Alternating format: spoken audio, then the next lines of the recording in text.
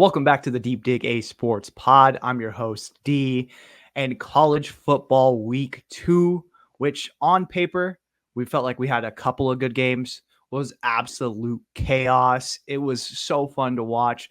Before we dig into anything, though, be sure to hit that like button. Be sure to subscribe. Drop some comments below. Let me know your thoughts about everything that happened this past weekend because there was a whole lot. So let's just go ahead and get right to it.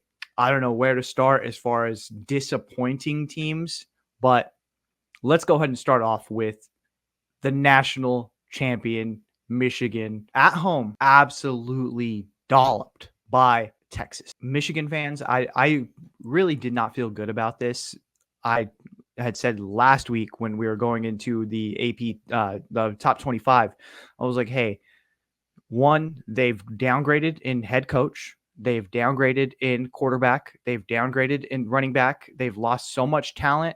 You're coming off of a year where you won the national championship, and in regular circumstances, it is hard to go back to back or compete at such a high level multiple years in a row with so much turnover. Then take into consideration all of the allegations, everything that you've had to deal with off the field. The Connor Stallions documentary, which they ended up having Connor Stallions there as a guest picker on Barstool. So it's like all of these different things that come into play, and you expect to run the same game plan with lesser players and see better results or even equal to results. It just doesn't work like that. We see that they do not have a starting quarterback. They are not as good on the offensive and defensive lines. It is just not the same Michigan Wolverines team that we thought, okay, last year they can continue to persevere and make it a gritty game. We don't need JJ McCarthy to pass for 500 yards. We just need to play solid defense. We need a game manager, and we need to run the rock down your throat and kick in your teeth. That is not Sharon Moore's Michigan Wolverines, and I feel really bad for this guy, but ultimately he took part in what happened last year. He is going to be the scapegoat. He is probably going to be paid quite a bit to be the scapegoat, and ultimately I think that he's going to get 2 or 3 years, and Michigan is then going to try to find someone to program rebuild because they've hit their peak. They went undefeated. They beat Ohio State. They won the national championship. Did they deserve it? Maybe. Did they win it? Yes. There's no taking that away. But realistically, this is not going to be the same Michigan team. I think Michigan fans felt that. And you've seen it. This is a team on paper that you're like, oh, I don't know, but maybe they could make a run. Maybe they have something left in the tank. But they go out and they do not perform well against Fresno State. And people were like, okay, but maybe this was the fact that they didn't want to put anything on paper before they go out and play a Texas team that is very damn good. So they're holding back. They're kind of sandbagging a little bit. At the end, they pull it out, and you feel good about walking away from Fresno State with a win. And that just wasn't the case. They just had no answer for what Steve Sarkisian, Quinn Ewers, and this Texas team did.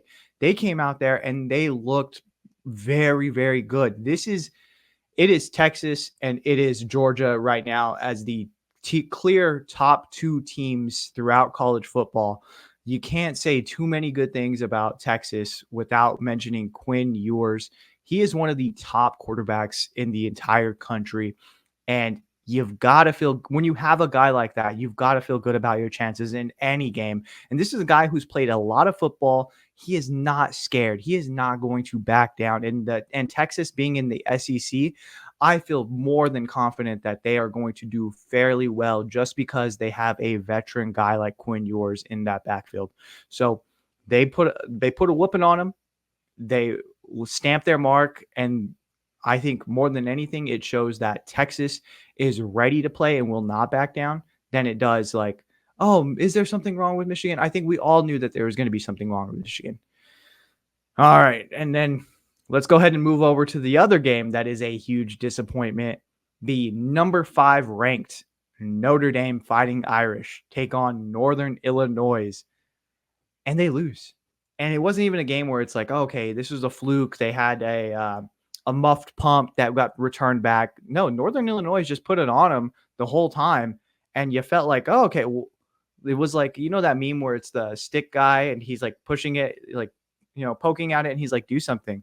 That's what it felt like this whole time with Notre Dame, that entire game. It's like, why don't you guys do something? Riley Leonard just couldn't get it going. And the biggest overreaction, I even had this too, is like, okay, Notre Dame went on to Kyle Field, and in this primetime game, standalone, they looked great. They looked like a quote unquote championships caliber defense. They really held their own, but maybe it was the fact that Texas A&M is just an average team.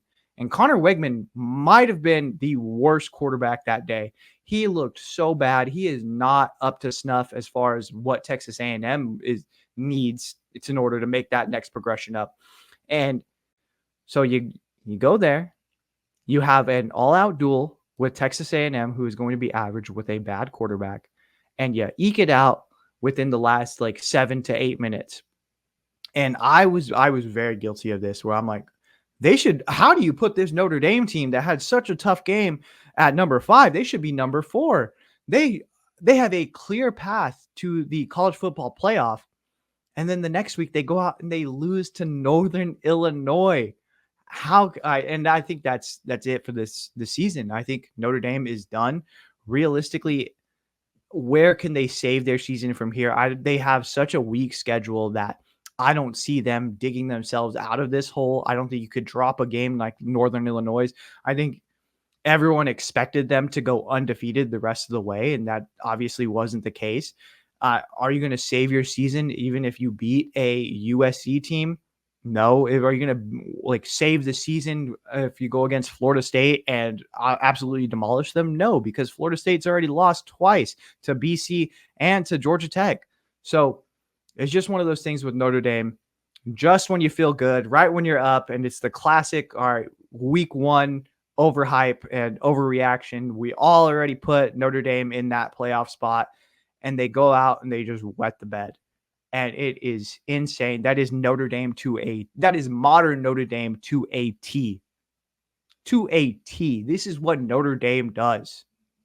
So can't be mad at it. I mean, I'm a little bit mad at myself for believing in Notre Dame this year and being like, okay, this is where they're going to make the jump. This playoff picture is actually made perfect for Notre Dame. We're used to them being just outside of the 4.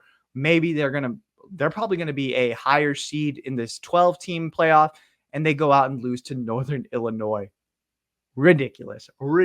That's Notre Dame ball, baby. Moving forward to a couple of teams that actually, okay, so I'm going to go ahead and stop here. In the early slate, there was 2 games that I was like really locked in on. It was K-State and Oklahoma State. And both of these teams were actually down by 10 points going into halftime. And it looked like, okay, this is not going to be a good day for the Big 12. All right, both of these teams that were highly touted that, hey, we have a pretty good chance of winning this game. Plus, you had in the next slate, it was going to be Iowa State taking on Iowa. It could be a very, very bad day for the Big 12. K-State overtakes Tulane. They actually overtake them pretty quickly in the second half and end up getting the win 34-27. And Oklahoma State taking on Arkansas. I want to stop on this game because I feel like it's not going to get as much like love as these other games. This was a damn good game, and it was the epitome of what everyone's argument for the 12-team playoff was. I know the argument against the 12-team playoff was it's going to make conference championships don't matter, regular season doesn't matter. This was the epitome. This was like in a perfect scenario what the 12-team playoff did. This is week 2. This is an SEC team taking on a Big 12 team with a lot of hopes. The Big 12 is thinking maybe we have 1 bid. We might be able to eke out 2 in this 12-team playoff, but we're not going to count on it. So this game means the world to us. We are going to use Ollie Gordon, one of the top running backs in the league. We're going to do everything that we can to try to win this. On the other side, Arkansas, an SEC team that has a coach that knows and was saying to the broadcast that he is on the hot seat. He knows that he is coaching for his livelihood. And they go into double overtime. It was an awesome game. Oklahoma State ends up taking it out. Realistically, Sam Pittman just got out coached by Mike Gundy. And it was just one of those things you started to see. Like, I thought Taylon Green was going to save Sam Pittman's job single-handedly. Taylon Green looked awesome, but in that overtime, he takes a sack when he shouldn't have. They miss a field goal. They were relying on their running back, who was in and out of the game, and they just could not get a first down when they needed it most. And Oklahoma State just takes over and wins the game. That's what you want. It was awesome to see. And I think everyone who was bashing this 12-team playoff and saying that it doesn't matter, go back and watch that game. It was electric. That's football. That is the new 12-team playoff at work in just week 2. All right.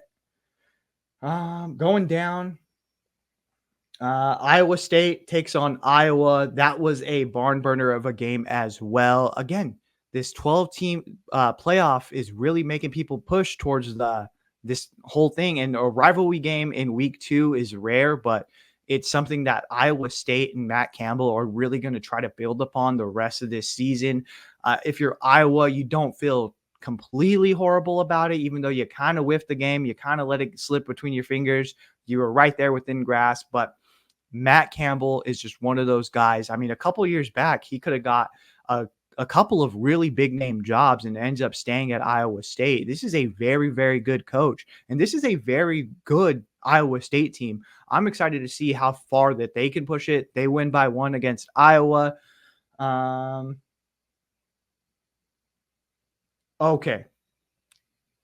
There's a couple one, and then we're going to go ahead and get to another one. But Tennessee absolutely blows out NC State. There was just no question. Nico looks like the guy.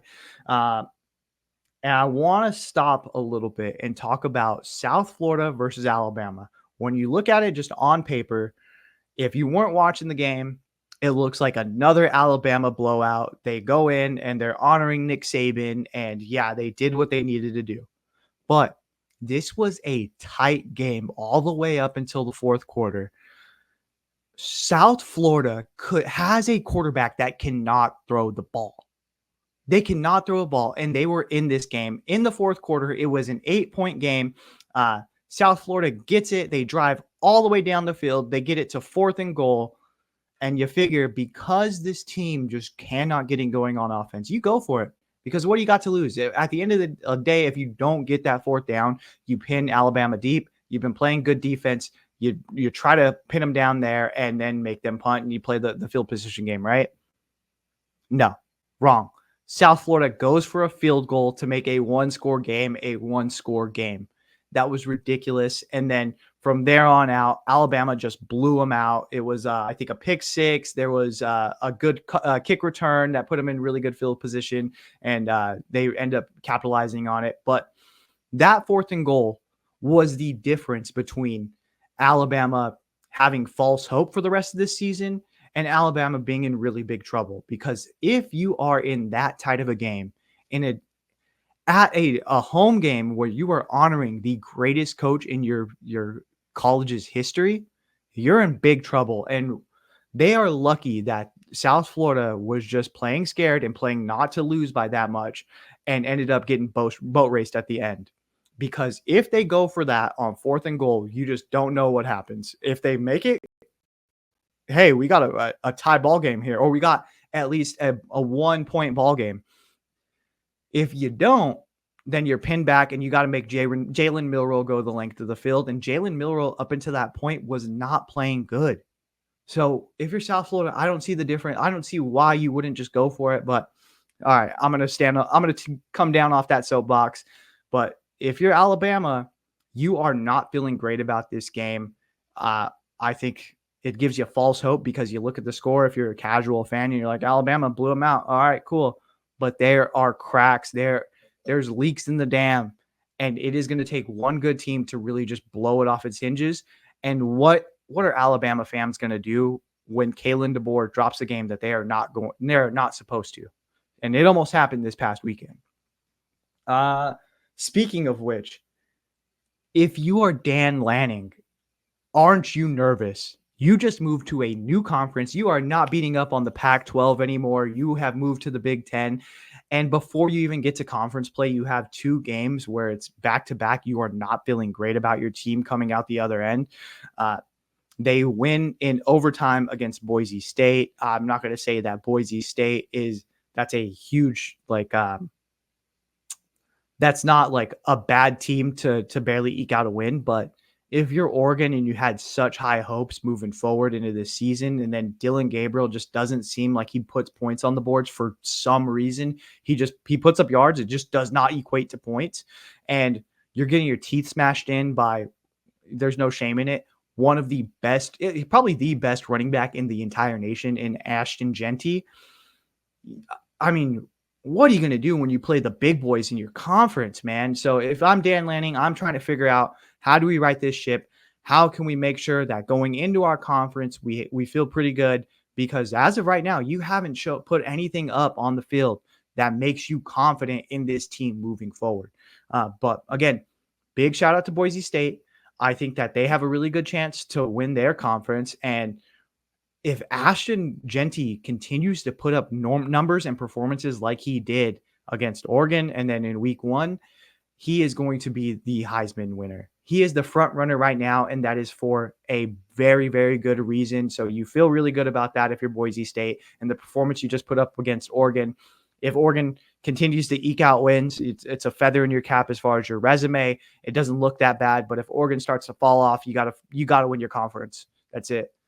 And then, okay, the most, I guess, for me, the game that I circled the most looking into week 2 was Colorado, Shedeur Sanders going in to Nebraska and taking on true freshman Dylan Raiola. And it played out pretty much exactly how I was thinking. Nebraska was just better on defense, better at the line of scrimmage. Dylan Raiola made the plays he needed to make, and you feel great about it. It ends up Nebraska winning 28-10. And it was an embarrassing loss for Dion, for Shedeur, for all of these guys, because by the end of it, Shedeur Sanders is leaving with 2 minutes left on the clock. He's not even in there anymore. He throws a pick 6, and then I think on the third or fourth drive for Colorado, he just doesn't look the same. Travis Hunter the entire time is on the sidelines, pissed off, yelling. I don't know why Colorado did this, but their social media team released a video of Shiloh chirping Shedeur Sanders during practice the week before. So, hey, why did you throw that pass? That was stupid. And then Shedeur's back at him like, okay, well, I didn't know that they were going to go the length of the field in like 15 seconds. And it's like, if you're Colorado, why are you releasing stuff like this? Just chill. Like, and not everything needs to be a social clip, and it's not making your guy look good. It doesn't make either of those guys look good. So why are we doing it? And so I understand why Travis Hunter is sitting there pissed off and mad about like the leadership that is being shown on this team, because it's just non-existent. Shedeur Sanders has the L on his chest, and it's not representing leader at this point. So I think, and then his comments after the game were even worse than what he put on the field. How many times did Raiola get touched? How many times did Raiola get touched? Tell me that, huh? They have a game plan that really actually accentuated what they do best, and we just don't have that. So he's throwing his O-line and his offensive coordinator under the bus. Is ridiculous. So if you're Colorado, again, I don't see a lot of wins on their schedule left moving forward. And if Shedeur is going to keep making comments like this, he is only going to drop his draft stock. At what point are you going to be pulling him and being like, hey, you know what?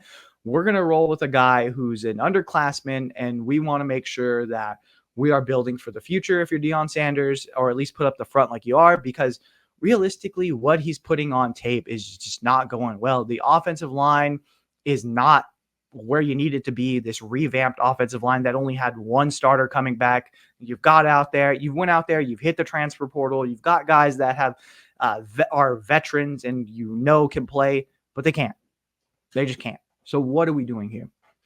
And then opposite, with Travis Hunter, they do not have like guys that are getting open for Shedeur. And so I understand his frustration, but you can't, if you're going to be a guy in the NFL, in the actual NFL, you can't be making comments like that.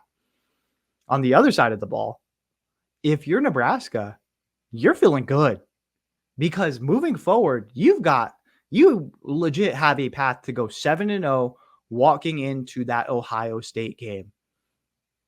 That's insane. Matt Rule has slowly but surely been building, and we've seen in his run in college that from year 2 to year 3, that's where he's going to make the jump. And now that he has a quarterback, the sky's the limit. I mean, you have a sleeping giant in Nebraska, and you bring in a guy like Dylan Raiola, who is electric, who can really make the throws that you need, but is still going to be growing, still going to be improving. You feel really good about that, and your defense is staunch. You got guys that were walk-ons, bulking up and just taking on Colorado head on. You've got to be feeling really good about this. Who else can we go out there and get? What can we get in the transfer portal now that we got a guy on our sideline that is Pat Mahomes Jr. basically? What else can we get? So if you're Matt Rule, you got to be feeling good about this season, but about next season and the season after that, I feel really good about it. I don't know about you. I think that's all I got for this week. Me and Andrew will be talking about the top 25, I believe, on Wednesday. So be on the lookout for that. But just go ahead and hit that like button. Be sure to subscribe, drop some comments. Let me know your thoughts. All right. Later.